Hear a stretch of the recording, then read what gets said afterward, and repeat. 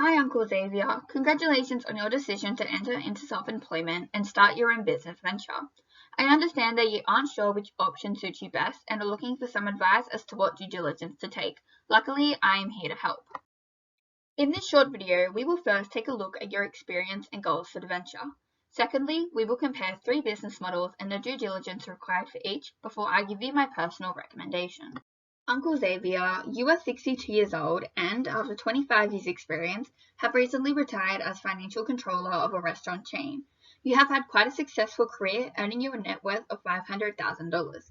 You have a lower appetite for risk and have a pre-contract budget of $250,000.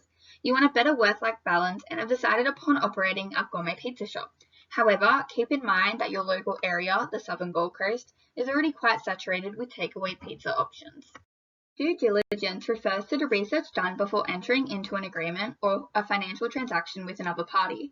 In your case, Uncle Xavier, it requires an understanding of legal, financial, commercial, relational, and operational risks associated with the business prior to commencement, during, and at the end of ownership. However, you should be aware that your DDI may potentially be limited by a number of constraints, including technical, informational, financial, temporal, and legal constraints. Take note of these and how they may impact your investigation.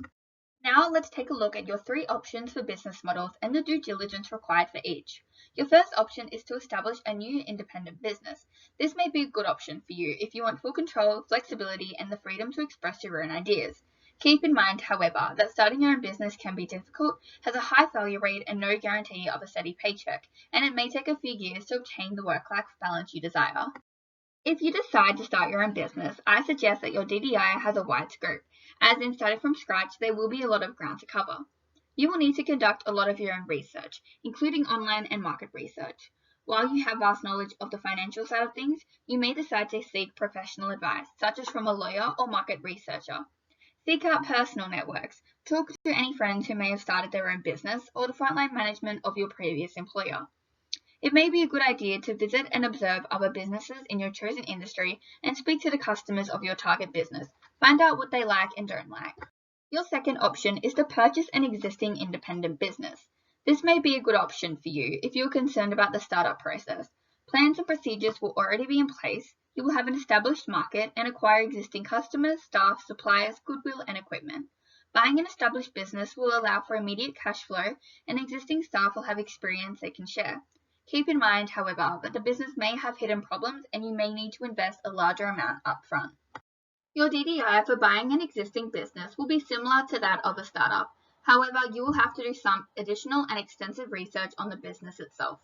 I suggest reviewing all of the available information related to the business.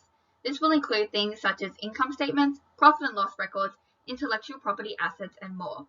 Be sure to ask the sellers lots of questions and be wary of those who won't disclose important information, won't introduce you to suppliers, landlords, and estate agents, and won't allow you enough time to conduct a thorough DDI.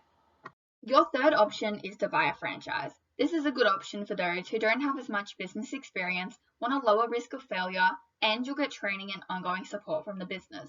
Keep in mind, however, that franchise agreements dictate how you must run your business, allow little room for creativity, requires ongoing sharing of profit to your franchisor, and you won't own any intellectual property assets. Your DDI for a franchise will be different from that of an independent business, as there are a number of laws and governing statutes that you must abide by. It is imperative that you understand these, so I suggest doing plenty of research, or even better, consult a lawyer. Before you sign any franchise agreement, it is important that you obtain as much information about the franchise as possible. The Franchising Code of Conduct requires prospective franchisors to provide you with a number of documents. I suggest you read these very carefully to ensure that you understand what you are committing to, and if you are even willing to comply with the franchise rules. Ultimately, I recommend that you purchase an existing business, as I believe that best suits your goals and needs for the venture. You have the financial experience to purchase and grow a business, and buying an established business will minimize startup time, giving you the work-life balance you desire sooner.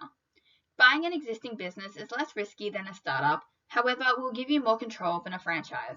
Additionally, buying an existing business won't add any further competition to the saturated pizza market in your area, increasing your likelihood for success. I hope this presentation was helpful, Uncle Xavier, and I wish you luck with your venture.